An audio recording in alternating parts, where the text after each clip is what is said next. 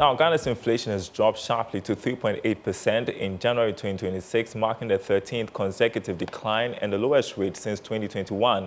Both food and non-food prices eased, signaling improving stability for households and businesses, even as regional differences persist. Listen to government statistician Dr. Alhassan Idrisu addressing the press a while ago. The data tell a very clear story. Inflation has fallen sharply and consistently over the year. Price pressures are easing across most components of the CPI. While challenges remain, particularly in some regions and food categories, the overall trend is positive. This creates space for planning, confidence, and recovery. In summary, in terms of numbers, we are talking about January 2026 recording an inflation rate of 3.8%. Food inflation at 3.9%. Non-food inflation at 3.9% as well. Goods inflation at 3.6%.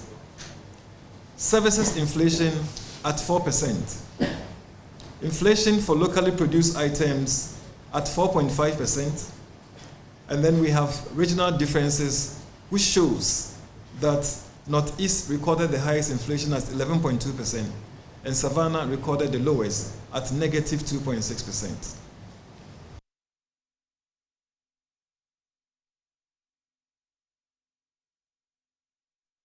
Economist Professor Peter Quartey to discuss this. Good afternoon to you. So inflation has fallen to 3.8% in January 2026, the lowest since 2021.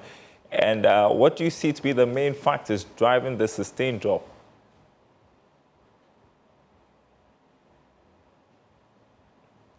Can you hear me, Prof? Yes, I can hear you. Good afternoon to you and your discerning viewers. Yes, couple of factors. We know the fiscal regime has been quite rigid. We're trying to ensure fiscal stability. So the macro stability is helping to drive that. Then, of course, excuse me, the weather has been quite favorable. So we've seen improvement or increase in food production.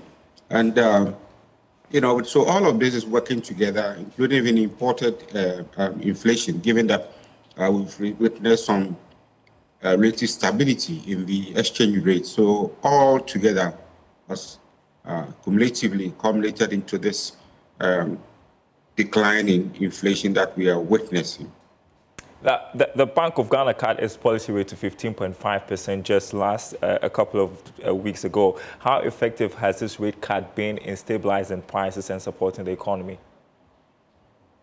Well, the transmission mechanism is certainly going to be through the banks also adjusting their rates, because they will use the reference rate to do that, and that fits into the calculation. So certainly the banks will adjust their lending rates, and the cost of credit is going to come down, and that is going to translate into easing, some kind of easing for consumers, customers, etc. So that is the transmission channel that we are seeing, and that could also have repercussions on cost of living.